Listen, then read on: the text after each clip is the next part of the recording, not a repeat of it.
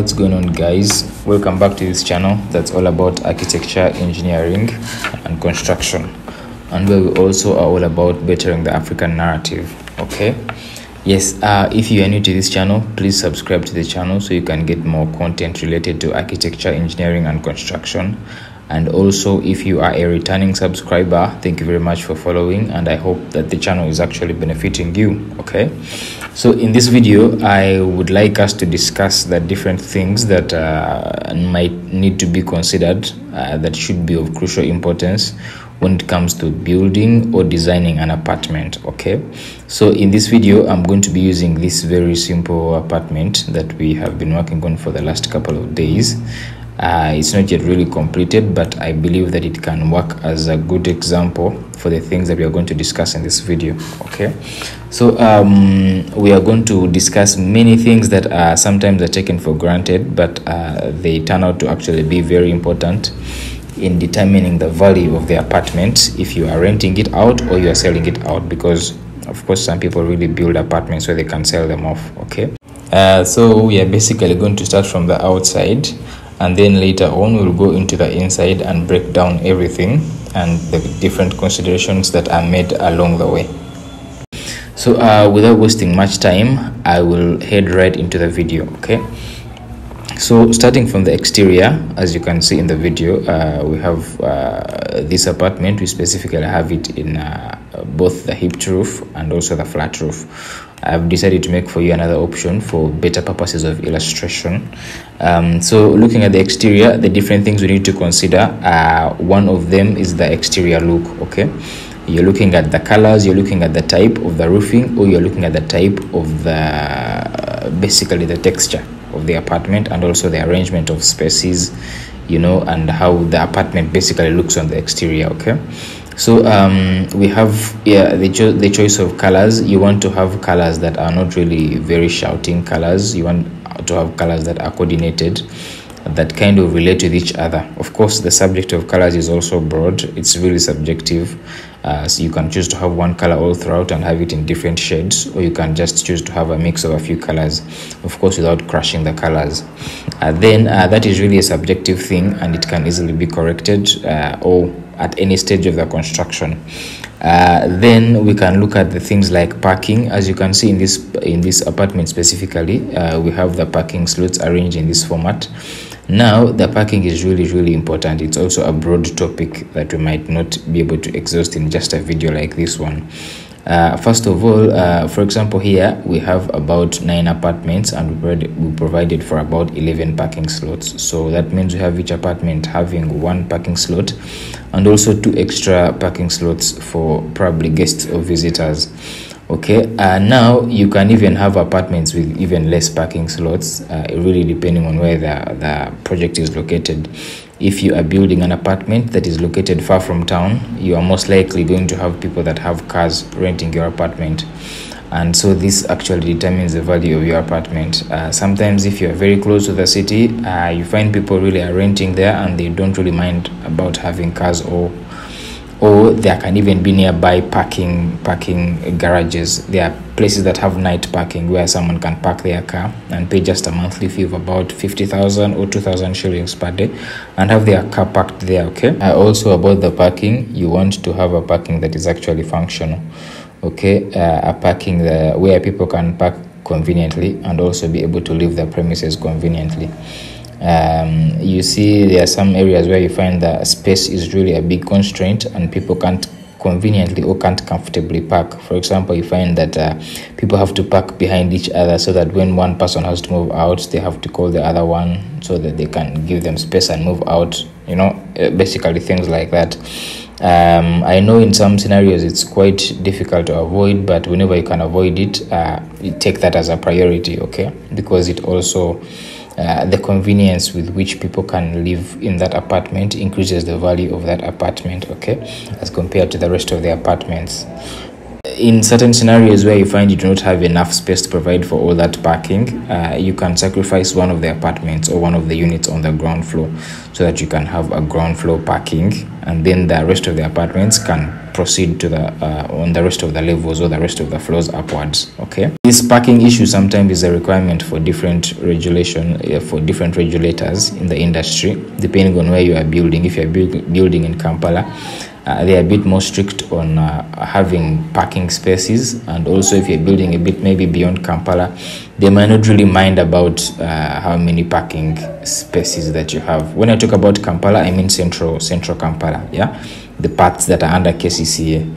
You know, sometimes you confuse those two. There are parts that are perceived to be Kampala, but it's actually Wakiso. Okay. So anyway, that is not going to take us a long time.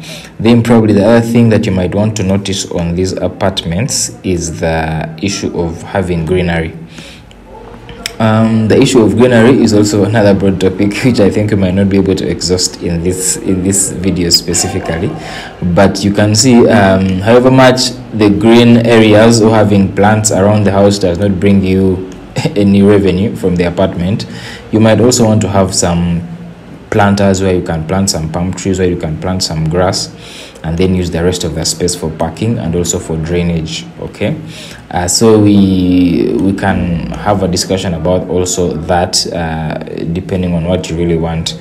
The greenery really does not usually increase the value of the apartment unless it's really too much green, yeah, and you know you're doing like short-term stay and people really want a place where they can easily sit in the compound under a tree and have some drink or read a book or whatever it is. Okay, then you want to also plan for things like a guard house. We've not yet put it here yet, but we plan to put it somewhere in this other corner where the guard can sleep. You want to have that. Okay, and also planning for a pit latrine, which is also optional, depending on what kind of people you are really targeting.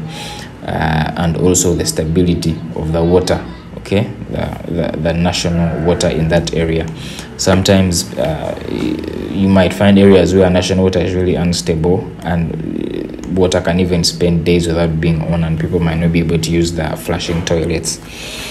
So looking at all those, of course, it doesn't mean about the parking. It does not mean that when you don't have parking that you won't have tenants. You definitely would have tenants. It just depends on what type of tenants you're actually attracting or that you are targeting specifically. Okay. Then looking at also things to do with how the apartment is arranged, there are a lot of things that determine how the apartment is, and one of the major factors is the shape of land. I always advise people, when you are buying land, be very vigilant on the shape of the land. Yeah, be very keen on the shape of the land, because the shape of the land will determine how well you can utilize that land, how well you can utilize that space on the land. If you buy land that is of an irregular shape, it has a triangle somewhere, it has a hexagon somewhere, you find you have some spaces of the land that are kind of corners and you cannot really use them. You know, you cannot put them to use because they're in a corner. You can't put a structure there. It really affects you in how much value you can squeeze out of your land. That's very important for those who are doing land, who are choosing land. Okay, so we are not going to dwell so much on the outside. Let's head right into the interior and see how that's organized. But wait, just before we head into that, you might also want to notice that this apartment is raised above the ground. If you can see, you see that there's some space between the ground and the apartment, which is about 1.2 to 1.5 meters. Now that is an intentional space. That is an intentional design criteria. If you look at most of the modern apartments that are being built these days, you realize that there is always that height. Okay, and some people don't know why it's there. The reason why we raise the apartment to that level is so that we can have this starter staircase that you see right here. Okay, so that it allows us to access the apartment from an area that is between the living room and also the dining. Now, if you have to look at apartments that were built probably more than 10 years ago or more than 7 years ago, you realize that, let me just cut through here so you can see properly, so I can explain properly. You realize that in this scenario, we're entering our apartment from here. Okay, after climbing the stairs, we enter our apartment from this door that you see here. Now, in apartments of those days, you find that the entrance into the apartment was here. So you literally take the stairs and enter from here and enter the general house, pass through the living room. which is outdated right now. People want to have a bit of convenience. For example, you find yourself in a scenario where you want to take things from the kitchen, okay, and you are taking them outside. Probably it's rubbish, you want to take it outside, and you have guests here in the living room. You don't want to be passing in the living room with guests, you know, to just go and access the outside of the house. You want to be able to enter the house and choose whether you're going to the living room or you're going to the dining and kitchen. So a lot of interactions can happen here in the door without interrupting whatever activities are happening in the living room, okay, as opposed to the former days. I hope that becomes clear in this scenario, okay. So we are going to look at after now that you've entered the living room, which you enter from this door that you see here on the screen where I'm circling, and then also you want to put your TV area at a spot that is so free from reflections. You see it's adjacent to the door, so you can easily watch the TV conveniently without having reflections from the sun here. There are certain scenarios where this is not considered, and people actually get disturbed later when you have to always have curtains on if you want to put on the TV. Otherwise, if you draw away the curtain, you find that there's a lot of sunlight coming into the house directly onto the TV, and it's reflecting, and you can't easily see what's actually on the TV. Now that is also very sensitive, okay. So going further, we go from the living room. We've talked about the living area, we've talked about the access balcony. This balcony that you see here is actually exclusive. You can only go into this balcony after you've entered the house in general, okay. So talking about the rest of the spaces, we have an open plan. We have a small dining here. Don't mind the chairs, this is for purposes of design, okay. You have a dining space here that is in open plan together with the living room and also with the kitchen, okay. Now this kind of open planning helps you to utilize space as much as possible. If we were to have a wall in the middle of these two, the dining would be too small and the kitchen also would be too small. So when we create this open interaction of spaces, it makes the house look much bigger, okay, even when it's not really that big. So the other things we might need to consider also in the kitchen, you need to consider where you need to position the sink, where the sink needs to be positioned, and also where the cooking worktop also is to be considered.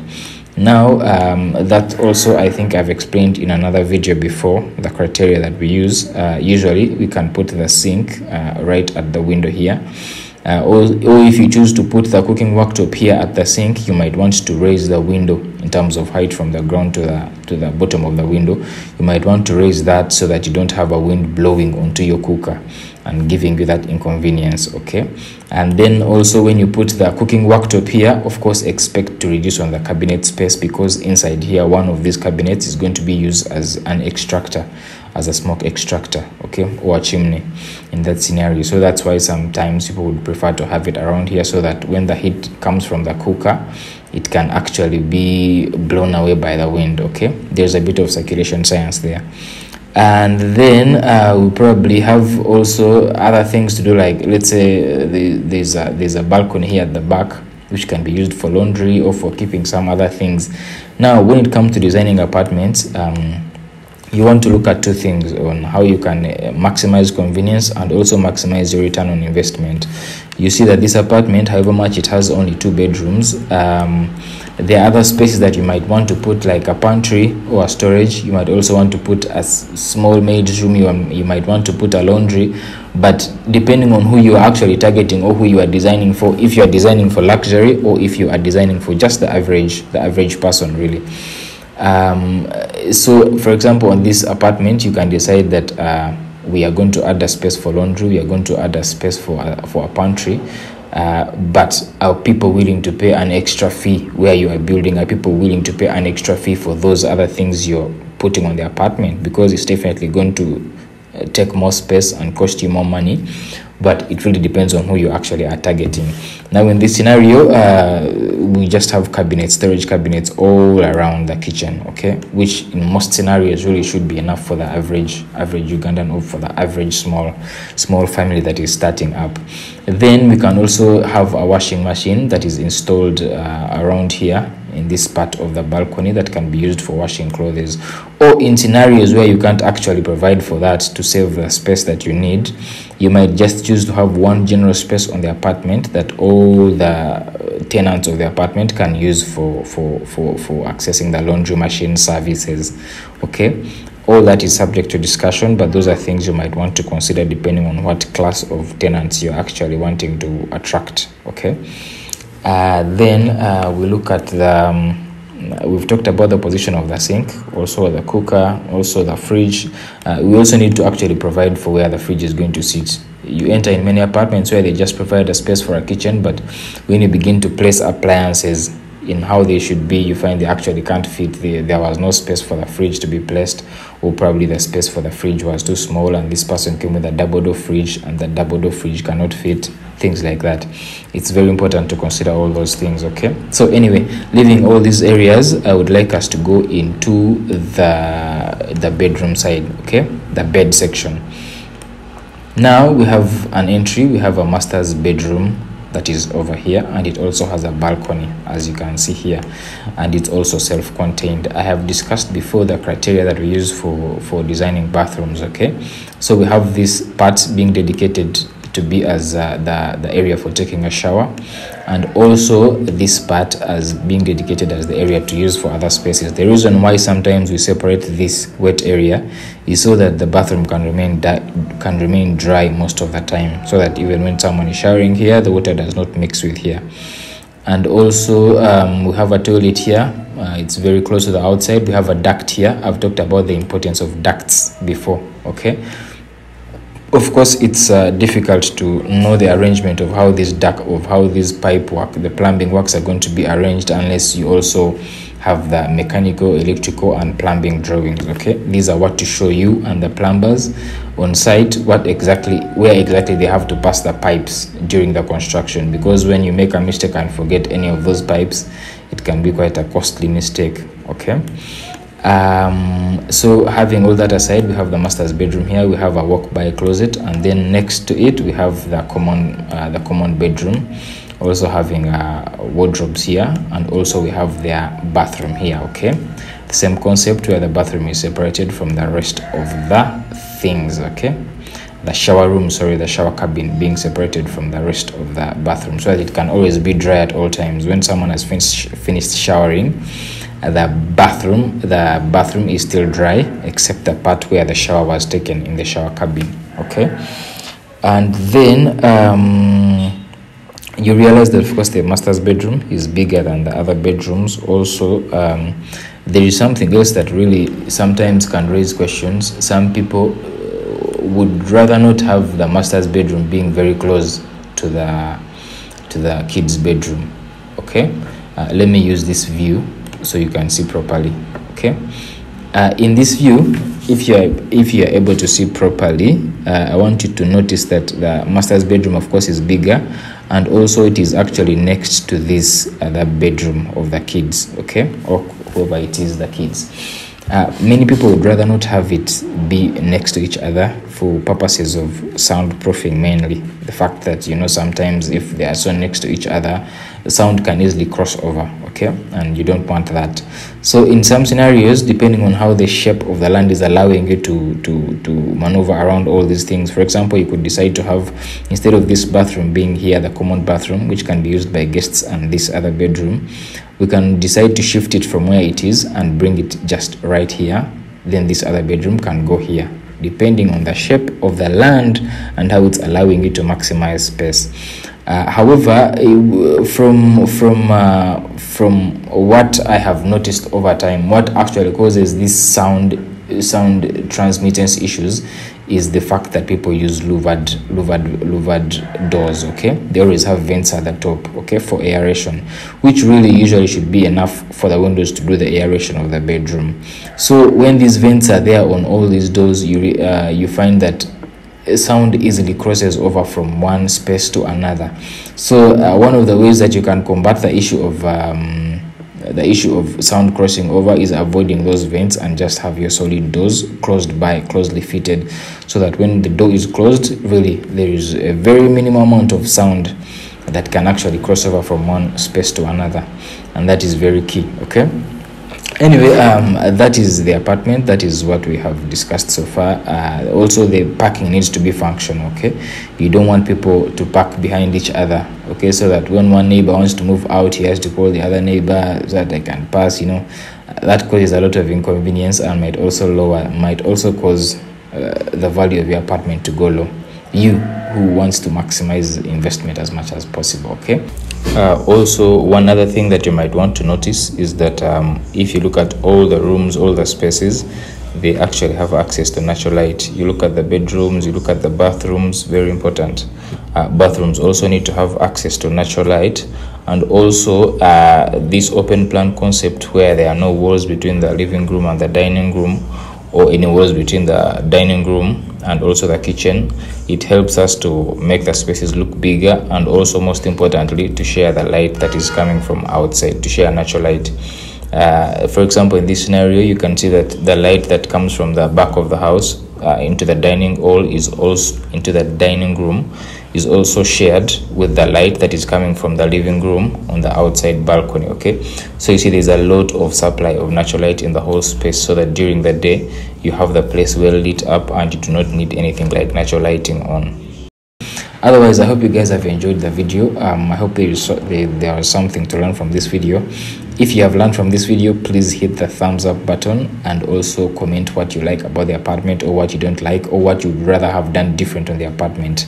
And thank you for your time, guys. My name is DaWinÂi.